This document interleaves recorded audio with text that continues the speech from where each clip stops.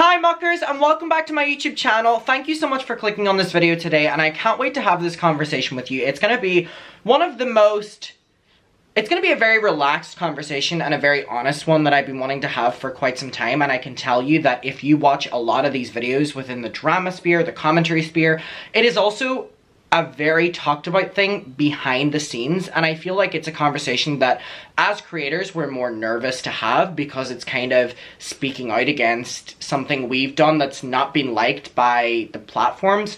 However, I'm really tired of it, and it's really frustrating, especially whenever I can hop on here and make videos about, and I'm not saying to take away that, but like the fact I can come on here and all these other creators can come on here and talk about what's happening with Trisha, what's happening with Jeffree, with Shane, with Ethan, with Keemstar, with all of these people. And for the most part with all of those people, our criticism is, I would say, completely valid. And, you know, sometimes we're interpreting things and maybe we're interpreting them wrong, whatever. It's always open for conversation, but it's always something that, you know, is allowed to happen.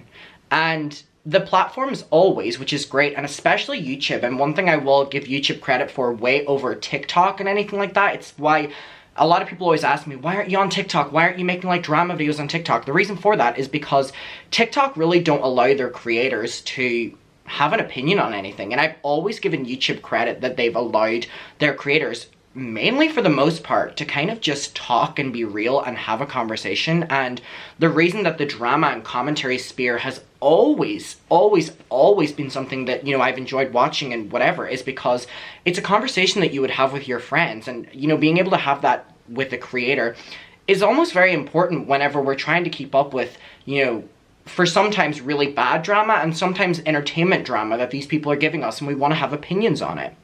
So the reason that I want to make this video today is because there are always people that comment on my videos and say, you make a ton of videos on Trisha, you make a ton of videos on Ethan, and you don't call out the real people that deserve to be called out, like James Charles. And I'm always like, I'm trying, I really want to. Basically, my point here is most of my James Charles videos get demonetized.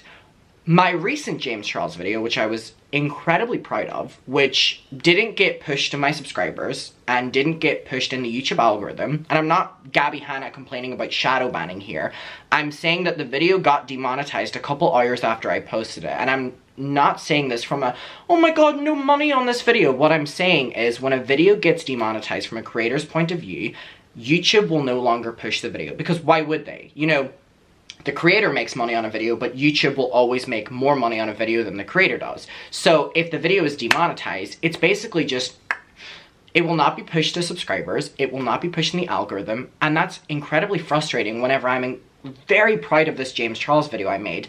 And this happens to all of my James Charles videos. So I really don't give a flying fuck if I don't make any money on these videos, but the fact that I did a Twitter space today, which is basically like, you can do like a live call on Twitter.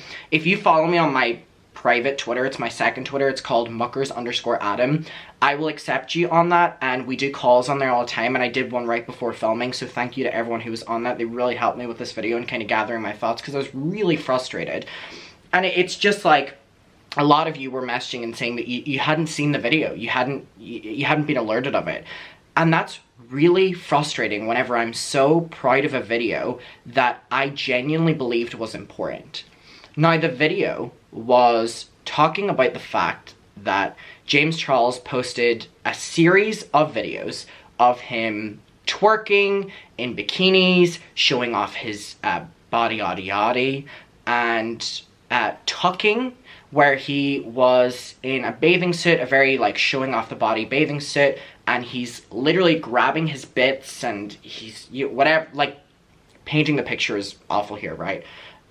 He posted that on his Instagram and had posted on his TikTok, and then posted that he was so frustrated because his audience are so boring that he lost 80,000 followers after that. And I made this video that I was really proud of because this isn't petty drama. This isn't, I genuinely felt that all my points were valid in that. And I called him out for that, and I also showed a rant that he had made on Instagram, And it was him talking about the fact that he no longer gets pushed on Instagram, and he watches his analytics every single day. Like, he knows everything about his followers. So my point was, James Charles has openly said that he's aware of the age bracket that follow him. He's aware of the analytics of everyone that, you know, watches his content, indulges in his content. And so I feel that it's okay. I feel like it's frankly okay at minimum to be able to call out that I find it incredibly inappropriate that James Charles is posting all of these videos, grabbing bits and showing off and twerking the ass and showing off, doing that, and then doing a post basically being like, if you unfollowed me, you're boring and I don't want you here anyway, whenever he loses 80,000 followers. So he's aware of his audience, he's posting that, and this is a man that has went on TikTok before and said that he doesn't use, like, he uses his For You page as dating. He said this before. He said that he uses Instagram DMs like that. This is someone who, on this very platform of YouTube, sat down and made a video that he did message inappropriate pictures to underage boys. So I do not understand why I and other creators, because again, this is a conversation that we're having behind the scenes, can call out every creator, but we cannot call out a creator who, on the platform we're calling him out, has openly acknowledged that he has engaged in, dare I say, illegal activities? At a bare minimum, just, if I don't want to say illegal to protect myself here, at a bare minimum, awful things, where there are literally pictures, videos of James all around the internet that young boys have posted saying that he has sent them with his ass out, with, you know, showing off the body, nudes, all this stuff, right? Even, I would say ludes, not nudes. Well, I mean, it's his ass and body and naked, but all these things. And so what I want to say to you today is, how do you find it from an audience point of view, like, hearing this, that we're almost, like, scared to make these videos? And why should we be? Because we're just saying our opinion on something he's now putting out on social media. At a bare minimum, we are responding to the fact that he's complaining about losing 80,000 followers because he deems his audience are boring, because they don't want to see videos where he's grabbing all his stuff and twerking all that ass and stuff like that. It's ridiculous that any time we want to just talk about that, we're silenced. And furthermore, whenever we talk about James Charles, this is someone who made that video sitting down, acknowledged all of it, owned up to it, and deleted the video, and has almost been invited to more Hollywood events, accepted more into the Hollywood mainstream than before he made that video. It was almost like the attention from that was great. And what I want to do is just to remind you, because again, this was something he put on this platform and then deleted. But he put it on the platform.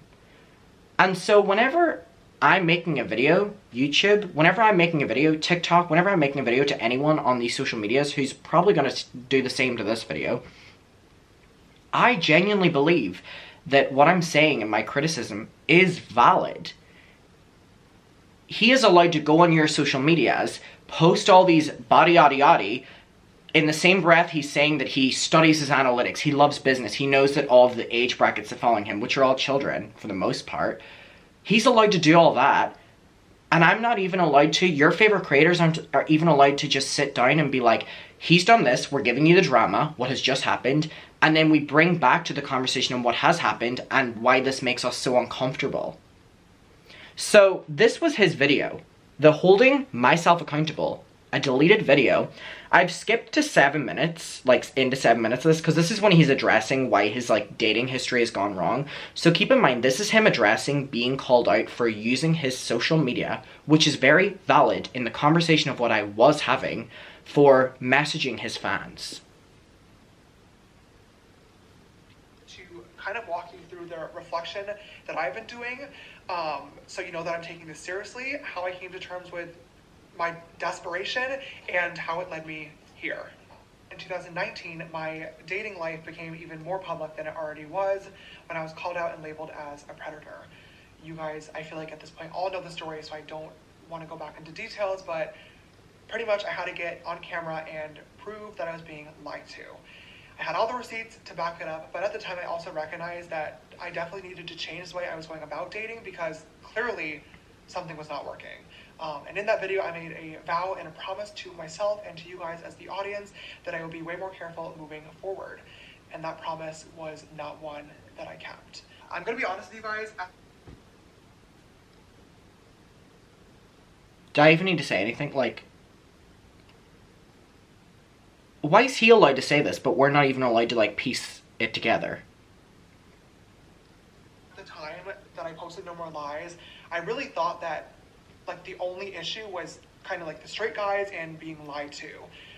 But I now realize that it was obviously a much deeper problem, and I really wish that at that time I had spent the time to sit down, look at myself in the mirror, and try to get to the root of the problem and understand why I was actually allowing myself to get into these situations instead of just brushing it off and saying, like, it's the straight guys and it's the lie. But like I said, I didn't, and as time progressed, my desire for a relationship never really went away, and I slowly started ignoring red flags again, and also ignoring my friends and the important people around me that warned me that I was going to get hurt. And to them, I also feel like I really owe an apology because I should have listened, and I feel like if I did, we probably wouldn't be here today. Looking back now and just trying to do my best to piece this all together in my head, I think that my lack of experience when it came to dating growing up, and then all of a sudden having a lot of attention from different types of men, some for good reasons and some for bad reasons, really affected me in ways that I didn't quite understand. I honestly just thought that I had really, really bad luck and that I was being taken advantage of when that wasn't the case at all. And I had the mentality that I could reach out to literally anybody and use my Explore page and For You page as a dating app. And eventually I would just happen to...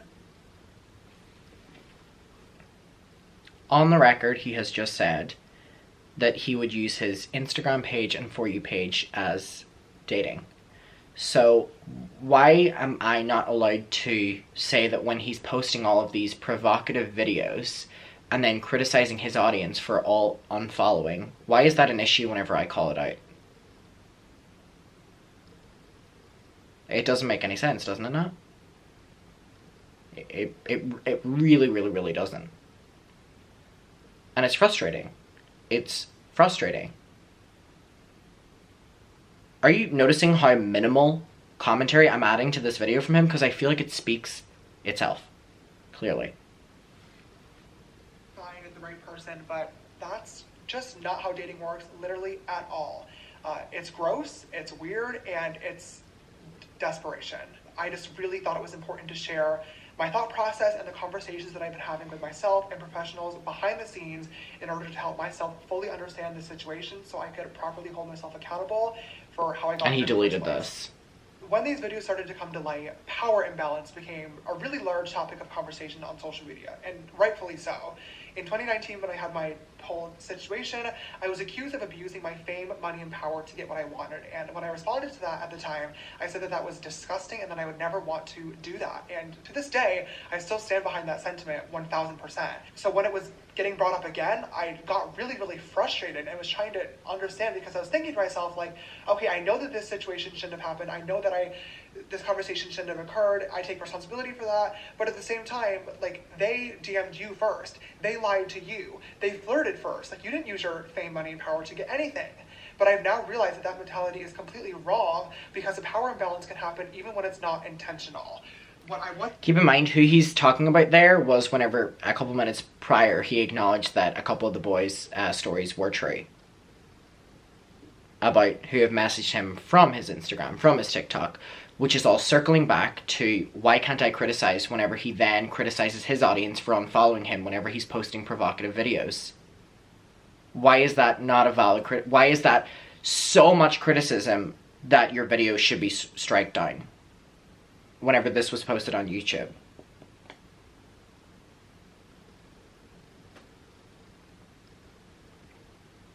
Getting before is that the excitement that comes with talking to a celebrity is literally enough to make somebody do or say something that they normally wouldn't, even if that celebrity isn't intentionally weaponizing their fame, money, or power. And that's the concept that I just wasn't getting, but I now do. Even though I'm able to turn off my social media and just talk to somebody outside of the spotlight about something normal, in normal clothes and no makeup on as James Dickinson, that doesn't change the fact that to them, I'm still James Charles. And that's something that I can't turn off. For me, having a public platform has become such a huge part of my life that at this point, it does feel normal. But I have to understand that to 99.9% of people, it's not normal and will never be normal. And that's where the power imbalance lies that I wasn't understanding.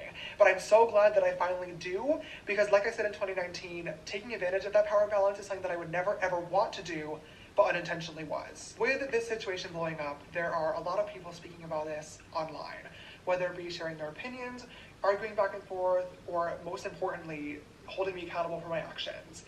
I understand that posting this video today is not going to stop those conversations, but is going to spark more of them, and that's something that I am completely okay with, because I really feel like these are topics that we need to be speaking about a lot more.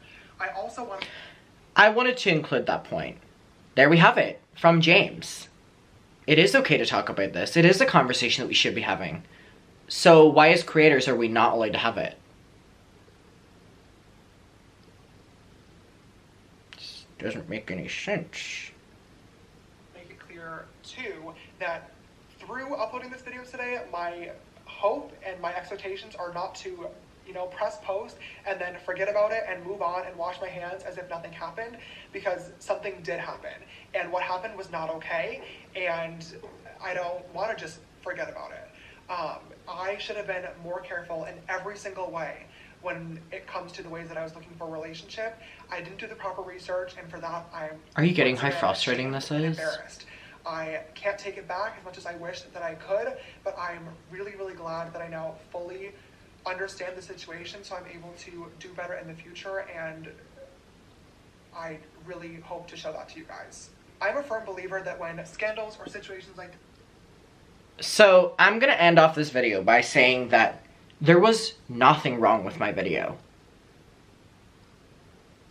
I show all of these videos that he's posted on social media and are all monetized, of him showing off the body, twerking, grabbing stuff, all this. And I'm being like, this is really weird, full stop. And then he's posting this alongside, we know that he's made these rants, which I show in my video about him talking about watching his analytics. And he literally says in that rant that he's aware that his analytics are going to drop because his audience are going back to school. So that, paired with that, why is that not something that I can talk about? Especially whenever James himself is saying, let's talk about it. Muckers, I want to know your opinion. It's just super frustrating. It really is. Please talk to me below about it. I love you. I would love to know your take on this. And I'll see you in my next one. Bye.